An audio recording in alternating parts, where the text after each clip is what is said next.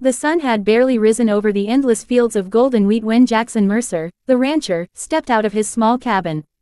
The morning air was crisp, carrying the earthy scent of freshly tilled soil. Life on the Mercer ranch was simple: long days, hard work, and the quiet satisfaction of seeing his animals thrive.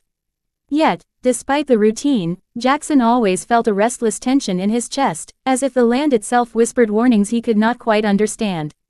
He walked toward the barn, his boots crunching over frost-hardened grass. Inside, his cattle lowed softly, and the familiar smell of hay mixed with livestock welcomed him.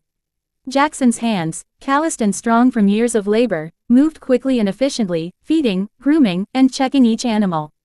Every movement was practiced, almost ritualistic, a rhythm he had followed for decades. But that morning, something felt different. As he reached to adjust the gate for the horses, a sudden, sharp sensation shot through his fingers.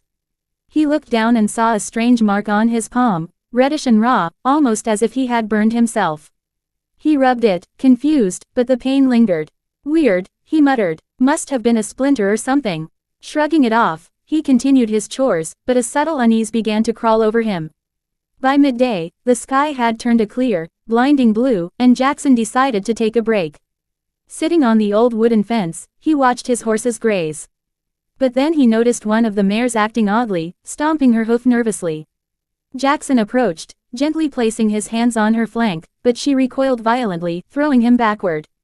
"Your hands, that was wrong," a soft, almost ethereal voice whispered. Jackson froze, looking around. There was no one in the field, only the gentle sway of wheat in the distant hills.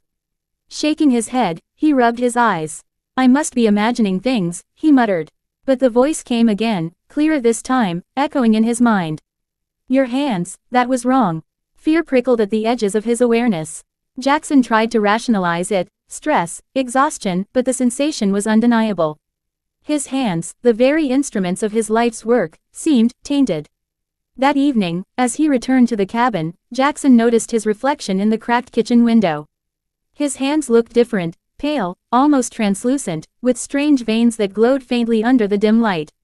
Panic surged. He dropped the bucket of water he was carrying. He spent hours researching old ranch journals, local folklore, and even ancient remedies, searching for any explanation. The closest he found was a story about the land itself, a living entity that demanded respect, punishing those who disturbed its delicate balance.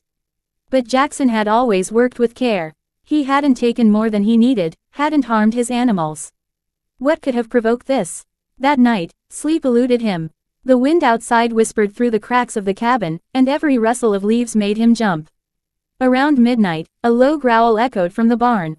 Jackson grabbed a lantern and cautiously approached. The cattle were huddled together, trembling, and the horses neighing in distress. In the corner of the barn stood a shadowy figure, tall and impossibly thin, with eyes that glowed like embers. Jackson's heart pounded. What are you?" he demanded, though his voice quavered. The figure tilted its head. "You did not respect the boundary," it said, voice like wind over dry leaves. "You touched what should not be touched." Jackson raised his hands defensively. I don't understand," he shouted. "I feed them, I care for them." The figure stepped closer, its presence chilling the air. Suddenly, Jackson felt an unbearable weight on his chest. Memories of every careless moment, every minor negligence, flooded him: the one cow he hadn't treated for a minor infection, the patch of soil he had plowed too deep. Each act, insignificant on its own, now converged into a singular, horrifying truth. "You ignored the signs," the figure hissed. "And now, you must face the consequences." The barn seemed to warp, shadows stretching unnaturally. Jackson's hands burned, veins pulsating with a light that felt alive, writhing beneath his skin. He screamed, clutching them, but the pain spread rapidly, coursing through his arms. He fell to the ground, and in a flash, the world around him dissolved. When he opened his eyes, he was no longer in the barn. He stood in a vast, endless field of dark, twisted plants. The sky above was a sickly green, and whispers echoed from every direction. Jackson's hands, now glowing entirely, reached out instinctively, touching the plants. As he did, they recoiled violently, shrieking like living beings. "You have been chosen," the voice said, now resonating inside him, "to carry the burden of balance." Jackson realized, with horror, that his hands had become conduits, channels through which the land could punish or heal. Every careless touch, every ignored sign, now bore weight he could not ignore. He understood then that the terrifying presence he faced wasn't a spirit, nor a ghost, it was the land itself, demanding accountability. Over the next hours, days, maybe, Jackson learned the rules of this new, horrifying reality.